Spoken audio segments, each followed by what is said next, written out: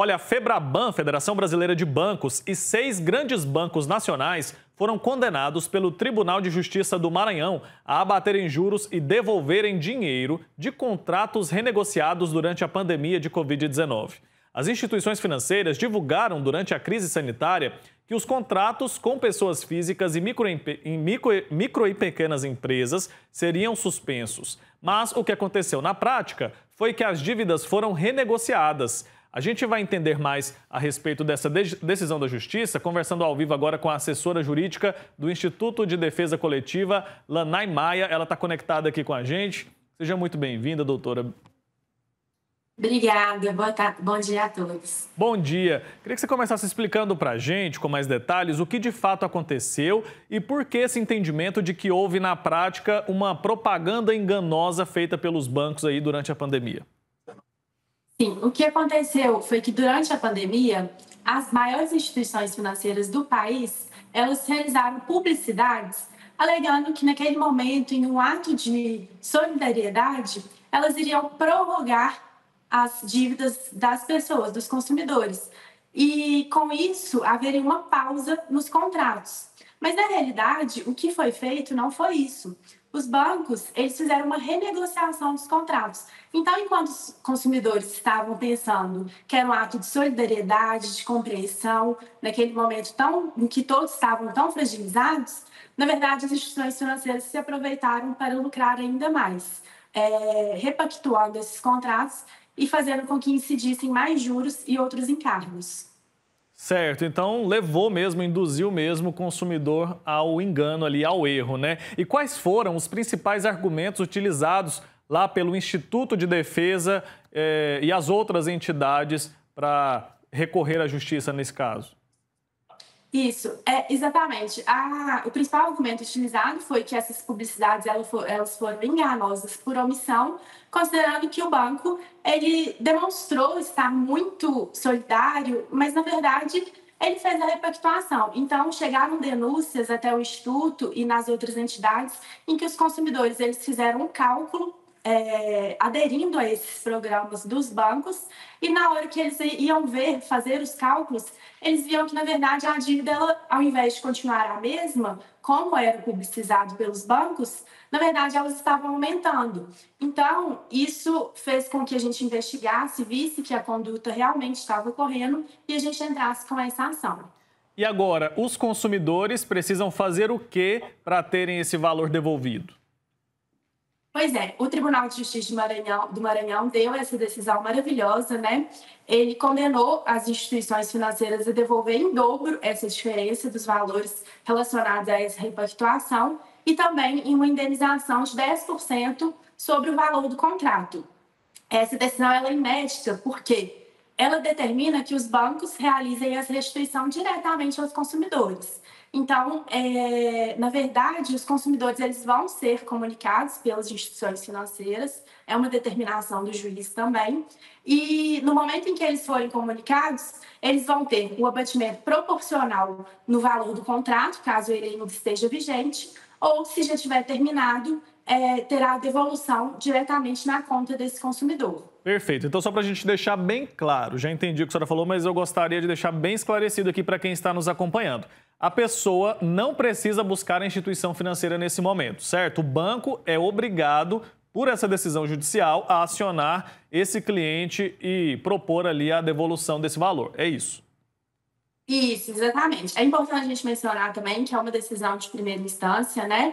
Apesar de que nas ações coletivas não há efeito suspensivo, então a gente entende que essa decisão ela já pode ser executada, mas acredito que deve demorar um tempo ainda para que isso ocorra, mas entre as condenações das instituições financeiras, elas devem sim comunicar a esses consumidores que foram atingidos por essa ação de que eles vão ter direito à devolução desses valores diretamente. Perfeito. Então, o consumidor, nesse momento, não precisa correr lá para o banco, porque não vai resolver nada tão rápido assim. Agora, queria entender um pouco mais sobre a importância dessa decisão para os consumidores brasileiros, porque a gente se vê, em muitas ocasiões, como reféns dessas instituições. E aí, nesse caso, a gente entende que não, a legislação está aí e, de alguma maneira, as coisas não são tão bagunçadas assim, né? Isso. É muito importante que os consumidores, quando eles se sintam lesados, eles busquem, né, as entidades, os PROCONs, o Ministério Público, Defensoria, porque é através dessas denúncias, dessas reclamações, que a gente chega a situações como essa e que fazem com que a gente tome medidas. De fato, a gente sabe que, infelizmente, a gente fica refém, né, das instituições financeiras, elas utilizam-se de momentos de fragilidade, como foi o caso dessa ação, para se beneficiar, para aumentar ainda mais seus lucros. E a gente precisa muito que o consumidor ele seja consciente, ele pesquise muito, mas também que utilize desse grande apoio que ele tem das entidades e de todo o Sistema Nacional de Defesa do Consumidor para realizar denúncias, para que a gente possa tomar atitudes e tentar aí resguardar os direitos deles para que eles não sejam lesados. Tá. Você mencionou que é uma decisão de primeira instância, então os bancos ainda podem recorrer? A gente não pode falar sobre prazos ainda? Não, infelizmente ainda não. É uma decisão de primeira instância, cabe recurso, mas, como eu disse, as ações coletivas, elas não têm efeito, os recursos de ações coletivas, eles não têm efeito suspensivo. Isso significa que, teoricamente, a decisão ela já passa a entrar em vigor, né, a ter os seus efeitos desde então. Mas é bom a gente agir com cautela, então aguardar aí um pouco para ver qual que vai ser o desenrolar dessa ação. Você falou sobre uma indenização também, né? Além da devolução desses valores. Qual que é a destinação desse recurso? Porque é um montante bastante expressivo, né?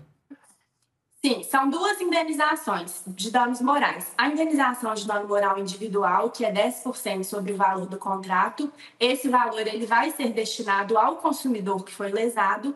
E, além disso, teve a indenização por danos morais coletivos, considerando a imensa má-fé dessas instituições financeiras. O valor foi de 50 milhões e esse valor vai ser destinado ao Fundo Estadual de Direitos Difusos, que pertence ao Ministério Público e é utilizado exatamente no combate aí de abusos em geral contra a coletividade, contra a sociedade.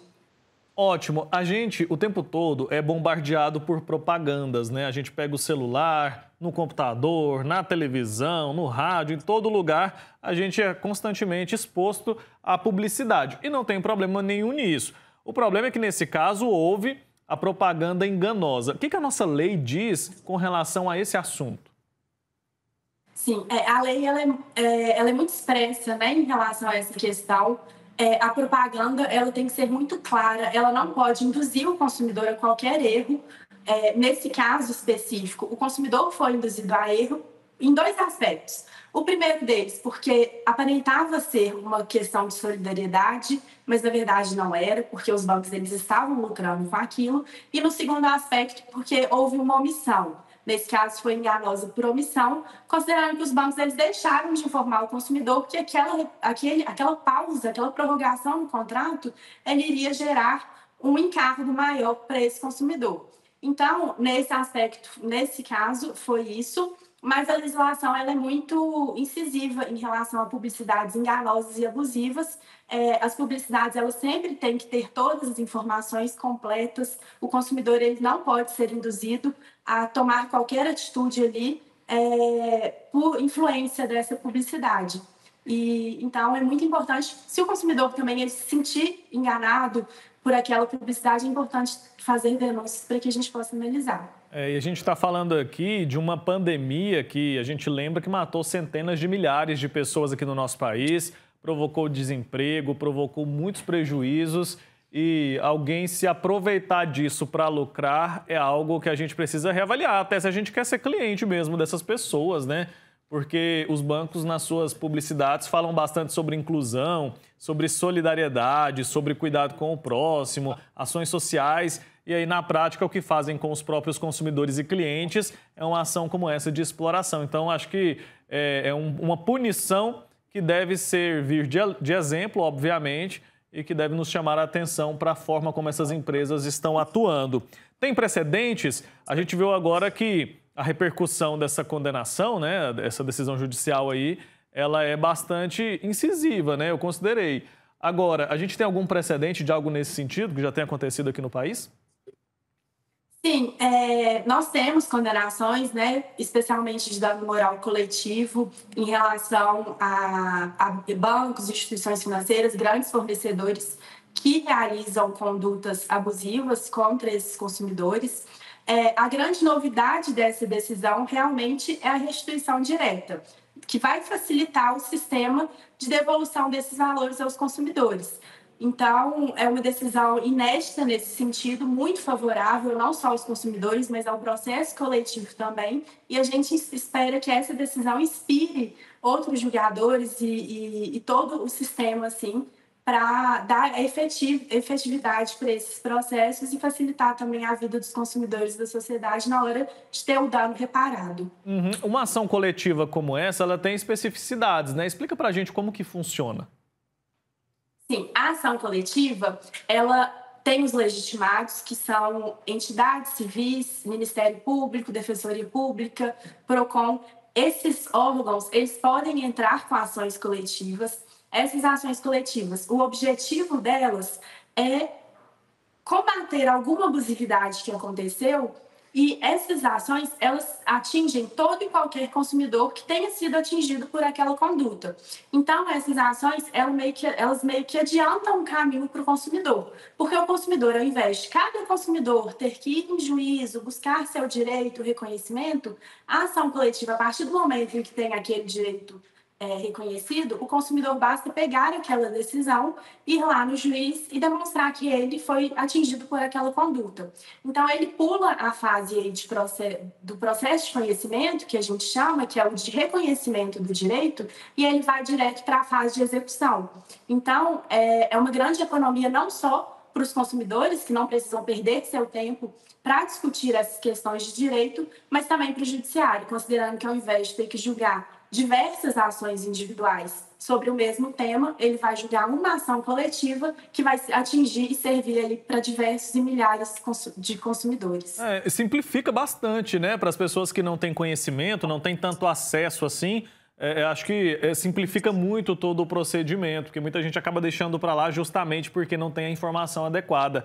Agora, se eu, como indivíduo, né, como uma só pessoa, e eu me sinto lesado de alguma maneira, quais são os caminhos para que eu faça valer o meu direito, para que eu acione ali o que está escrito no Código de Defesa do Consumidor, seja em qualquer âmbito? A gente está falando aqui sobre bancos, mas eu gostaria que a senhora explicasse em outras circunstâncias também. Sim, sim. O Instituto, a gente tem uma atuação maior aí em relação aos bancos, mas atuamos também em relação a outras lesões, temos outras ações contra outros fornecedores, mas o caminho para o consumidor, como eu disse, insisto desde o início, porque a gente precisa desse contato com o consumidor, é realizar denúncias. Então, denúncias aqui no Instituto de Defesa Coletiva, em outras entidades civis, no Ministério Público, na Defensoria, no PROCON. A gente faz um trabalho aí conjunto com todo o sistema nacional e, por exemplo, se o Instituto a gente vê que tem uma lesão, a gente tenta entrar em contato com os PROCONs para saber como que está essa situação, se está tendo muita reclamação. Então, assim, a forma do consumidor ter o seu direito tutelado de forma coletiva é fazer reclamação. Quanto mais reclamação a gente vê sobre aquele assunto, a gente vê que realmente há uma lesão em massa e que precisa de uma ação coletiva para combater aquele dano. Excelente, doutora Lanai Maia. Obrigado pela sua participação, por fazer esse alerta aos consumidores que muitas vezes se veem fragilizados nessa relação de consumo. Então a gente tem que brigar mesmo, viu? A doutora falou aqui várias vezes e é importante a gente reforçar. A denúncia é essencial, porque a justiça só age mediante a provocação. Então a gente tem que fazer valer o nosso direito, não tem jeito, viu? Abraço, até a próxima. Tchau, tchau. Muito obrigada, tchauzinho. Até mais.